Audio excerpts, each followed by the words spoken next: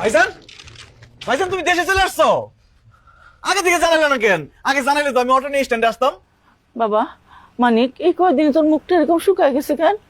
বিদেশ থেকে অনেক টাকা পয়সা খরচ করে আইসা আমি কোনো রঙ্গরসের কথা শুনতে আসি নাই মা।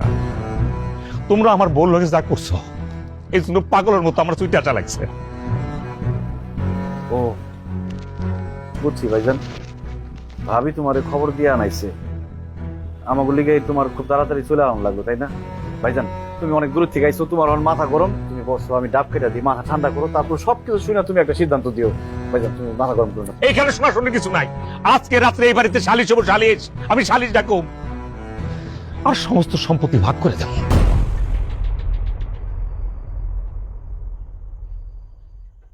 ভাইজান তুমি কি কইতাছো এইসব? তোমার দুটো পায়ে ধরি, তুমি বিচার ডাইকে আমাকে মান সম্মান এরকম নিলামে তুলো না।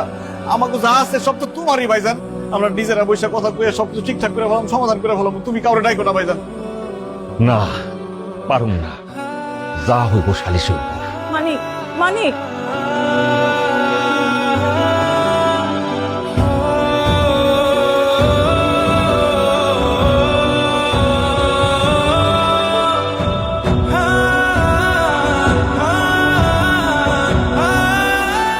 বাবা আলমগীর, তোমার ভাইয়ের সব কথাই তো শুনলাম।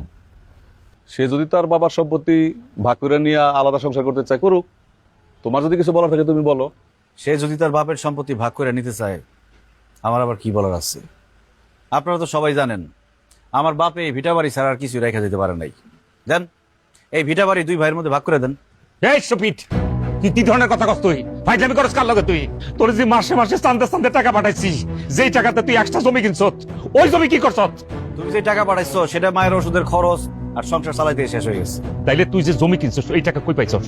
তোমার বউ তো কইছে আমি বলে কামলা গুলোকে চলি, কামলাগিরি করি, ওই মানুষের জমিতে কামলা দিয়া টাকা জমাইয়া জমি কিনছি। যাও। দেখছো দেখছো কি কই গেল? হ্যাঁ চেয়ারম্যান সাহেব, আপনি দেখেন আমি এখন কই যাবো, কোন আমি কোন জায়গায় যাবো? আমি কাগুর লগে এত কিছু করছি, দেখেন কত বড় বেইমানি কথাবার্তা কইতেছে আমার লগে। তুমি কার লগে কি কথা কইতেছো? হ্যাঁ তোমার ভাই নিজের মুখে কইয়া গেছে সে তোমার টাকা দিয়া জমি কিনছে, সব জমি তার নিজের নামে কিনছে। এখনো বাইরে বিশ্বাস করতেছো? এখনো বুঝতে পারতেছো না সে যে তোমার ঠকাইছে? আম্মা আপনি এখনো চুপ করে থাকবেন, কিছুই করবেন না? আপনার ছোট পোলা আপনার বড় পোলারে ঠকাইছে, সে যে এত কষ্ট করে রক্ত পানি কইরা সম্পত্তি করছে, সব সম্পত্তি সে নিজের নামে নিছে, আর আপনি কিছুই করবেন না? এতক্ষণে তোমাকে মনে পড়লো যে আমারও তোমাদের দরকার। আমি কোনো পোলারই কিছু বলবো না, আমার দুই পোলাই আমার কাছে সমান। আমার বড় পোলা মানি বিদেশ কইরা রক্ত পানি কইরা টাকা পাঠাইয়া এই সংসারটারে যেমন আগ্রহে রাখছে, আমার ছোট পুতে আলমগীর সেও শ্রম দিয়া কঠিন পরিশ্রম কইরা এই সংসার আগ্রহে রাখছে। মানি তুই কি বুঝলা গেছস? আলমগীরের এসএসসি পরীক্ষার সময় আমার বিরাট বড় একটা অসুখ হইল, তুই টাকা পাঠাইলি, কিন্তু ও তো এসএসসি পরীক্ষা দিতে পারে নাই। আমার সেবা যত্ন কইরা ঢাকায় অপারেশন কইরা বাড়িতে নিয়ে আসছে।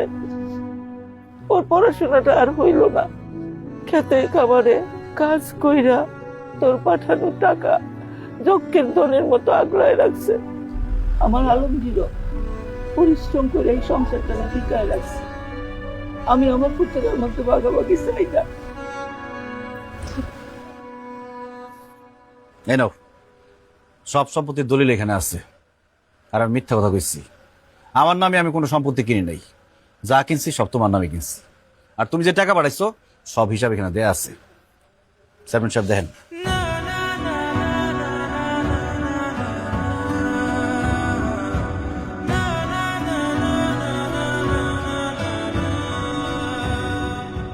মানিক, তুমি আসলে আলমগীরে ভুল বুঝছো। আলমগীর ওইরকম ছেলে না। আলমগীর মতো সৎ ভালো আমগো গ্রামে না, খালি আশেপাশে 10টা গ্রামেও তুমি খুঁজে পাইবা না। এরম ভাই ভাইতে ভাগ্য লাগে। তুমি যে টাকা পাঠাইছো, হ্যাঁ যদি ইচ্ছা করতো বেমানি করে তোমার ঠকাইয়া নিজের নামে জমি রাখতে পারতো, কিন্তু সে তা করে নাই। তোমার নামে সমস্ত সম্পত্তি রাখছে। আমি সাক্ষী, আমি সবকিছু জানি। একটা কথা কই তোমারে, তোমার ভাই আলমগীর তো তোমারে ঠকায় নাই, তুমি আলমগীরে ঠকাইও না। মানিক, তোমার ভাই আলমগীর এই যে তোমার দলিল বুঝাই দিচ্ছে, এখানে সব লেখা আছে। আমার মনে হয় তোমাদের মধ্যে একটা ভুল বোঝাবুঝি হয়েছে। তো এটা যদি একটা ভুল বোঝাবুঝির ব্যাপার, এটা পারিবারিকভাবে তোমরা সমাধান করে, এটাই আমি চাই। আমাদের মনে হয় এখানে কথা না বলাই ভালো, আমরা বরং আসি। চলেন আমরা সবাই তাহলে যাই, চেয়ারম্যান সাহেব। ওকে, থাকো। থাকেন আপনারা, ভালো থাকেন।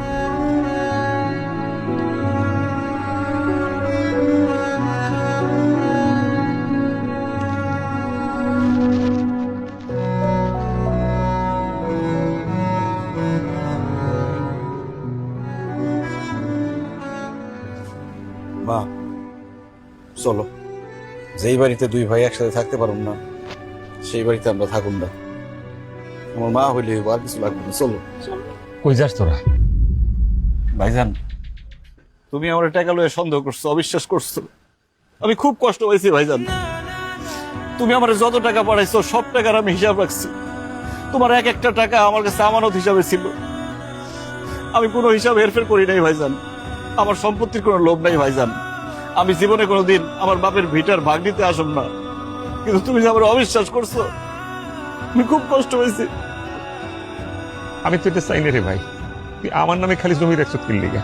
আমি তো টাকা পাঠাই কইছি, তোরা আমার নামে রাখ। আমার ভুল হয়ে গেছে, আমি আসলে বুঝতে চুপ! মিথ্যাবাদী!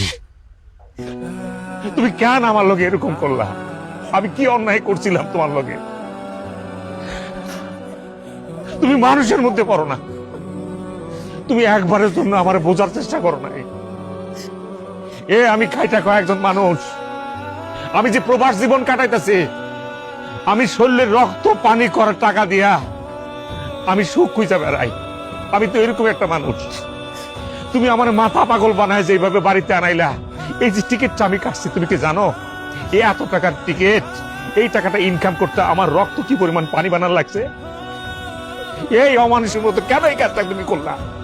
ঘন্টার পর ঘন্টা তুমি আমার ফোন দিয়ে কইছো আমার মা এটা, আমার ভাই এটা কইতেছে। একটা ঘন্টার জন্য আমি ঘুমাইতে পারিনি, 12 ঘন্টা পরিশ্রম করি, 6 ঘন্টা আমি ঘুমাই। সেই ঘুমটা তুমি হারাম করে দিছো।